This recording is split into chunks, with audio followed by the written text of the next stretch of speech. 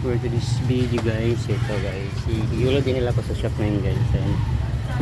Makulit to guys, pag hindi mo na lumalabas papunta ng kalsada, doon o doon sa gilid, minsan doon sa kabila pupunta doon, kaya tinatawag ko lagi. Pero mas makulit sila, talagang hindi mo minsan maano kahit sigawan mo na, kaya tinatalian yun. Ito hindi ko man tinatalian, iwan ko sila doon. Si Yulong dinala ko sa shop. Ayan. Malaki na guys. Kailang hindi maalis sa kanila yung paghaharutan. Parang mga baby pa rin. Kakasakitan na. Mukha nga nito eh. Ito gagaling lang dito. Yung kagat niya. Yung siya may kagat din sa gilid. Si Lala.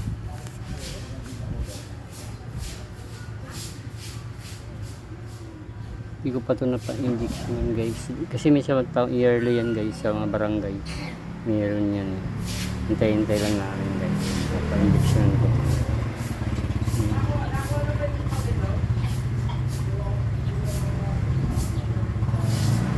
Tatanong din tayo kung hindi man magbigay dyan sa barangay. Tatanong tayo.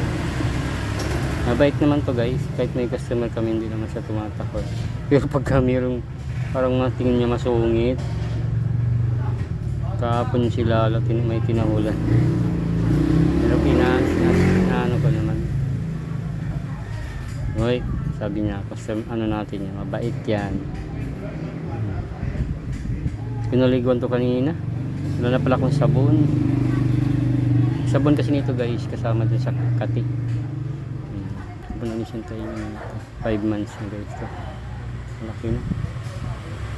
Kilala pagbukas ng pinto din sa bahay, lumalabas na pagad ng kalsada. Dati guys hindi.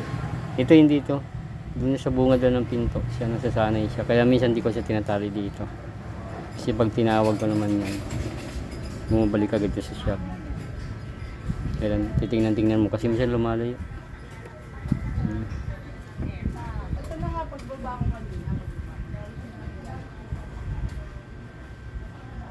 Kailang yan lumaki sila, kahit di magtatahol.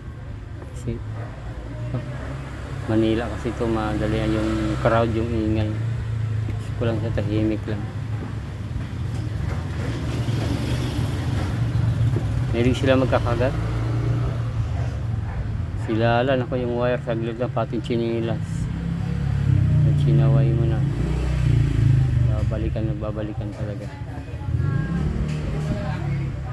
Medyo mainit na guys, ano na yung araw.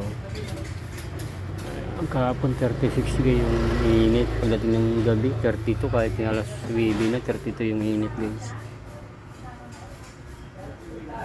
Minsan yung mga hayop para mo hingal na hingal sila.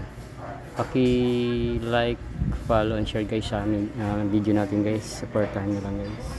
Salamat guys.